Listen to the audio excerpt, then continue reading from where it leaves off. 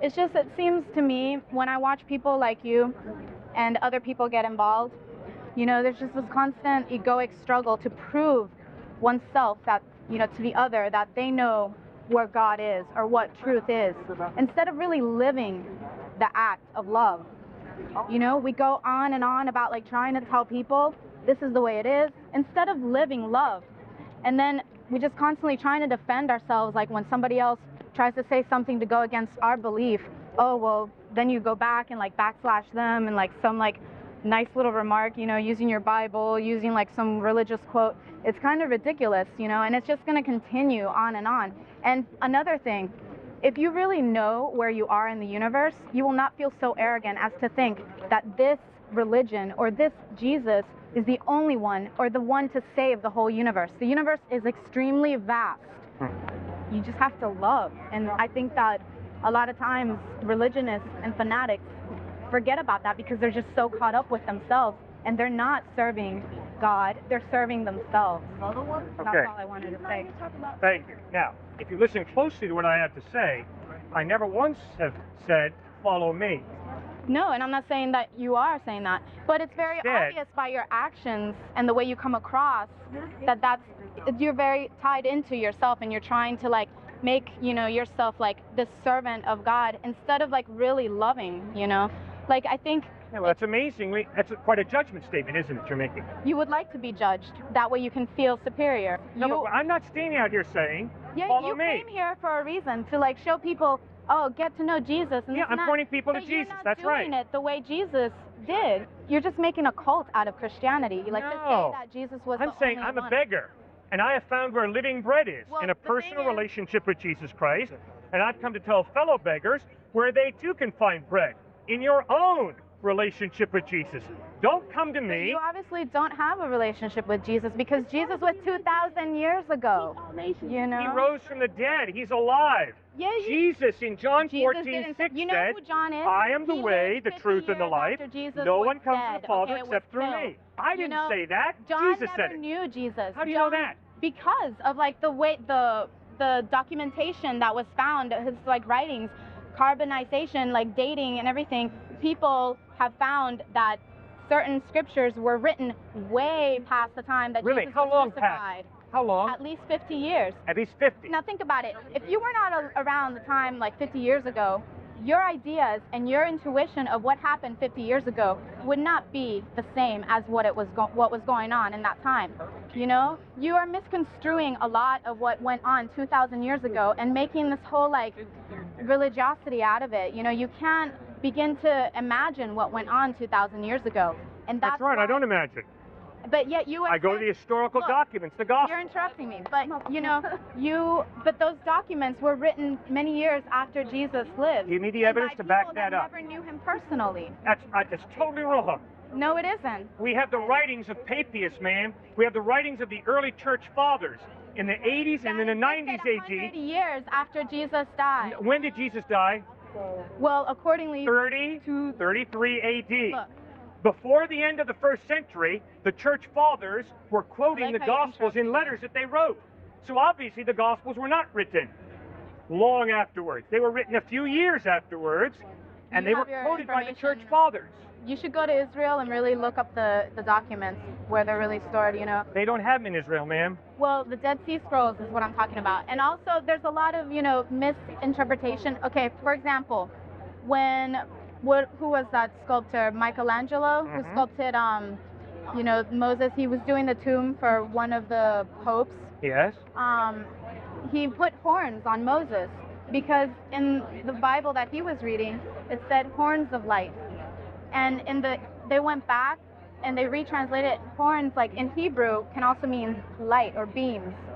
So there's like another example. Like there's constantly being misunderstanding from, scripture. And I think that the one thing that I was trying to point out is that I'm not trying to negate, Jesus of Nazareth, but I think Western society or Western state of mind has always been a little bit self-absorbed, and they can never accept beings like Jesus of Nazareth, beings like, Swami Muktananda, beings that are like, really aligned with the source, Uh-huh. you know, and then so they try to personify everything, you know, because they see that like, oh, there's like this immense energy, you know, this immense realization coming out of these beings, and they try to make a cult out of it because they have never seen it before.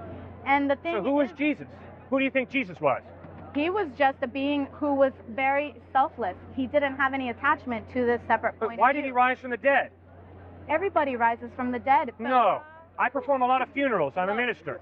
People do not rise from the dead. you've never been around people who are more advanced spiritually then, you know. Have you ever seen someone rise from the dead? Look, I Have think you? the thing is that you want to say that Jesus is the only one. That you know, No, Jesus said, I am the Jesus way, didn't the say truth, that. and the life. people who were writing about him 50 years afterwards said that. Jesus never said that. Jesus never wrote anything down. But his It's all been the transcribed by eyewitnesses people that heard him lived say that. after he passed away. I'm going to trust the eyewitnesses to tell me what Jesus said. There were Aren't no you? eyewitnesses. Mary Sure. Magdalene didn't write anything down. Matthew? You know, Peter? Matthew wasn't John? alive. He didn't write anything down. How do you know that? That was all written like years after they passed. Yeah, after he Matthew passed wrote it away. years after Jesus died. And another thing, Peter was like, you know, the founding of the church, No, he didn't And yet- found the church. and yet he was the one who denied Jesus. That says Yeah. a lot, you know. Isn't that fantastic that the Gospels have the denial of Peter in there? It shows an And then he objectivity. found, like, It shows the an Christian honesty church. that's exciting. It's very ironic. They didn't cover in a up way. Peter's sins. Peter was a sinner. I like think that it's funny kind of that honesty. You're really caught up and you really think that like God could be personified in one separate point of view. Yeah, God can do whatever God wants to do. He doesn't consult me before he does something. You think it's like a separate entity far away that is going to consult you. It's everywhere. I am not God part of can never God. be objectified. I am not part of God. I'm a very sinful It's human obvious. being. And that I'm glad you said that. You are not part of God. That's because- right. And that is why you cannot tell the truth. And that is why you cannot preach love. Christ comes to reconcile us to God. He comes to redeem us. That's why he bled and died on a cross, to pay the penalty for our sin, to reconcile us, to restore us to a right relationship with God. That's what he claimed. Couldn't it have been like just written that way? Like I just said, 500 people here saw the Easter Bunny running around or something. You bet. And also could it have been some kind of I don't know. So, Yes, it could. So he appeared like a spirit form or something. Yep. Sure could. And like you have entire cities say they saw UFOs. Right. You know, I mean, could that not go Okay, good point. kind of hallucination? You bet. 2 points. Luke chapter 24. You got to read it, because it deals with that very concern. Maybe Jesus was just a spirit when he rose from the dead. In Luke chapter 24, Jesus appears to his disciples, and that's exactly what they think. They think, oh no, we're hallucinating. So Jesus walks right up to him and says, grab hold of me and see. A spirit does not have flesh and bone the way you see I have. Give me some food. Let me eat and digest food in front of you. In other words, he's dealing with that very concern. So you're right. The disciples were not true believers. They were skeptics.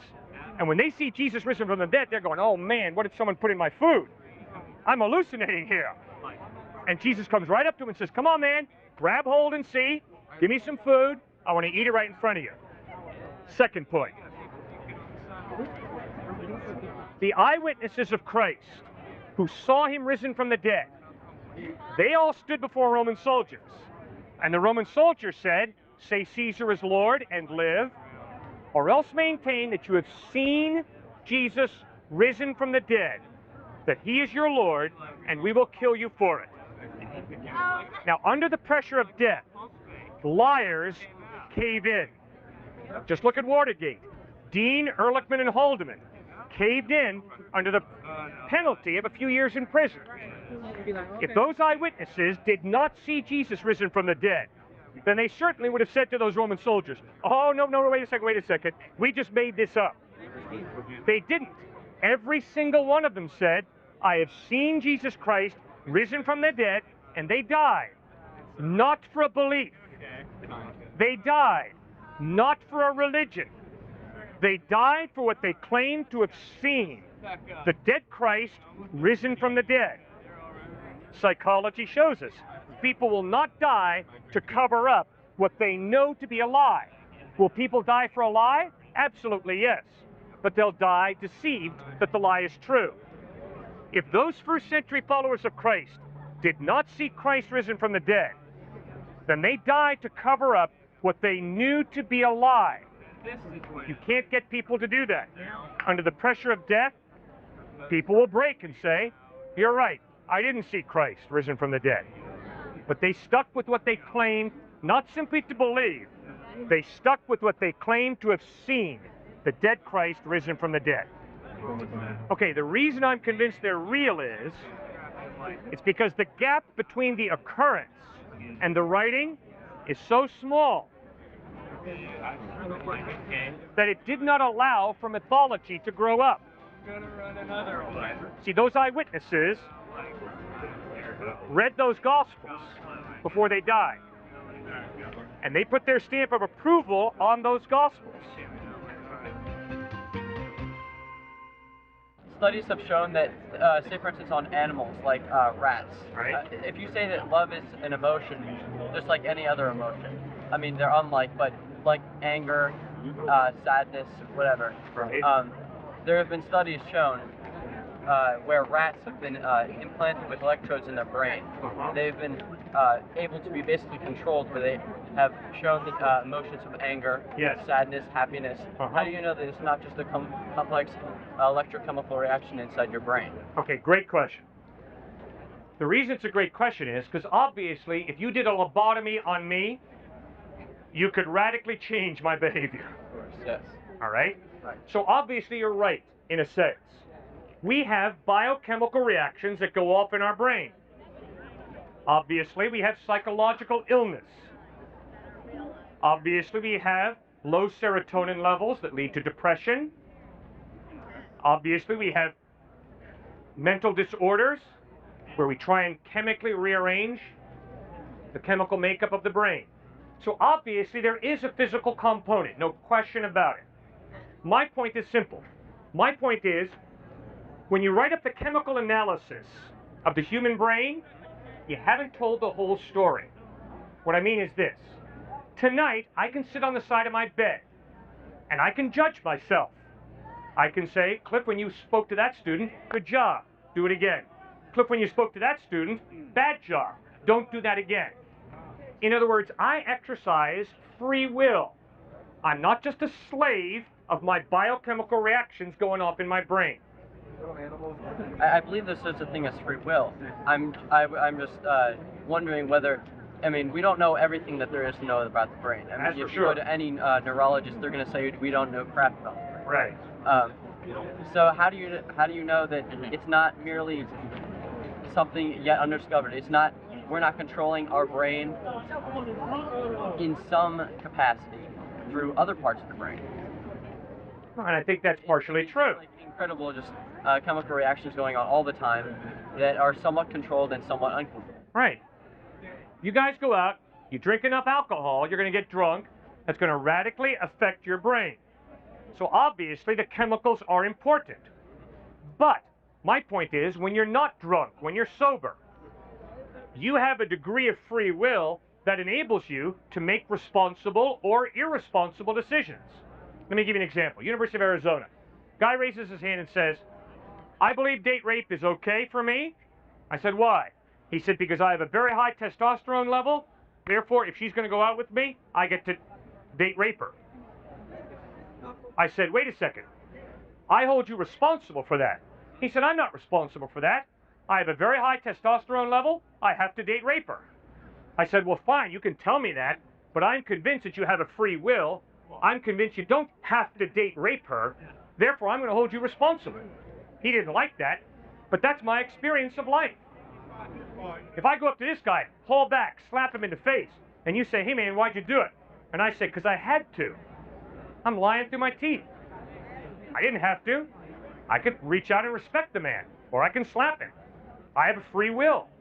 Well, guess what? If he turns around and slaps her, I'm going to look him in the face and say, buddy, why did you slap her?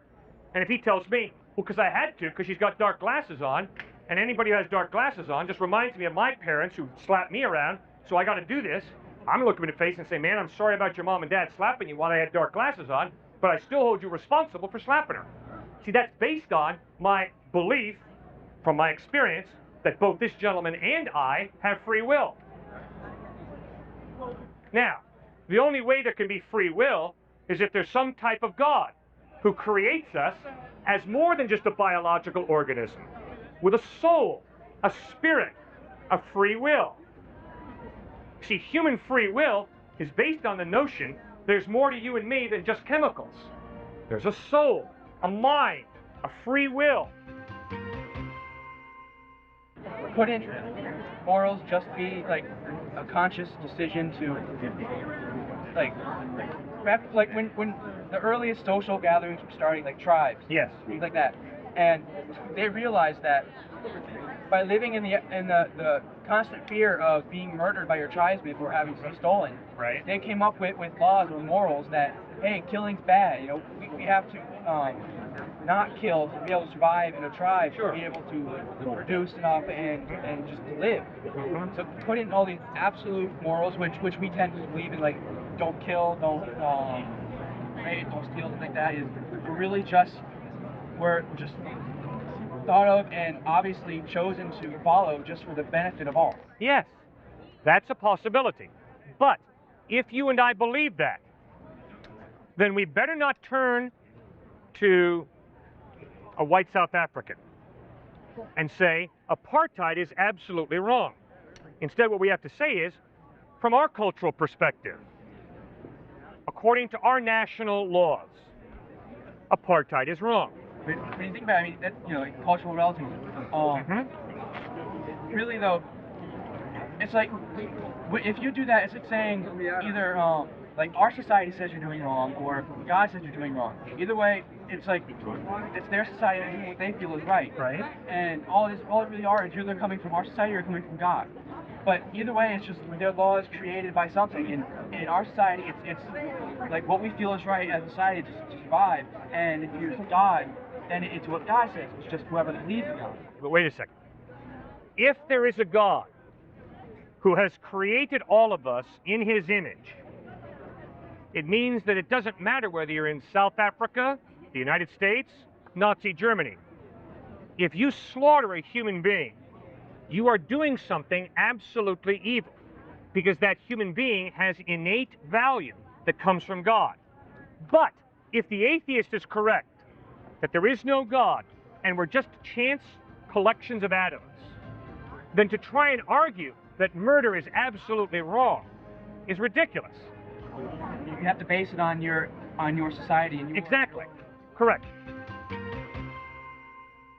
You could argue that because there are so many religions, that nobody is really any more right than anybody else, including the atheists. Exactly. I don't know that I'm right. Really, no.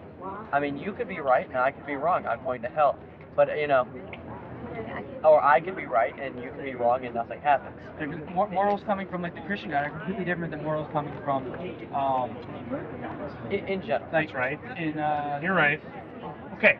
But see, all I'm saying is, if you guys are atheists, and you haven't told me that yet, so I don't know, but if you are an atheist, and if you are therefore a moral relativist, what you have to deal with is, when you graduate from this fine university, it ultimately doesn't matter whether you become Adolf Hitler II or whether you become Mother Teresa II.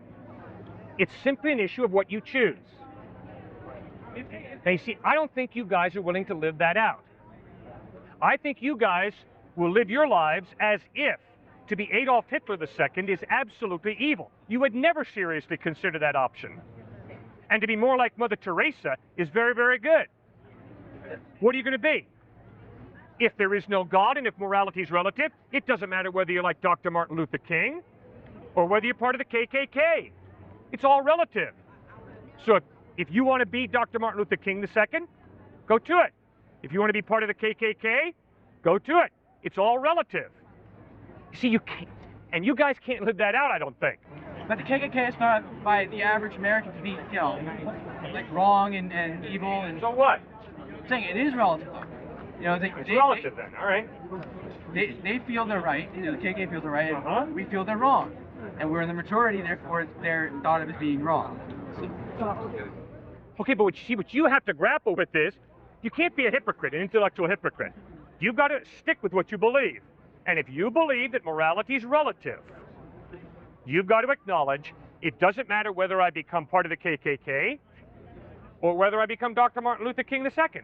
Which is true. But It's just a matter of choice, whatever I choose. which is true, but your own relative morals are going to guide you to where you want to go. Fine. But then what you've got to acknowledge is, I could do the opposite and be just as correct. One is not right, the other's not wrong. They're both right depending upon what I choose. When it comes to your personal morals, that's true. But the rest of society is not going to agree with you, and that's what matters. Oh, is it? People are easily Fine. Then what I hear you saying is, what really matters to me is the status quo, majority opinion. My point is, I have the utmost respect for Dr. Martin Luther King, who fought the status quo. He fought a majority opinion. So did Gandhi. So did the majority of people I respect as heroes. What did they do? They chose to follow their conscience instead of following majority opinion. I think we all have a great deal of respect for them.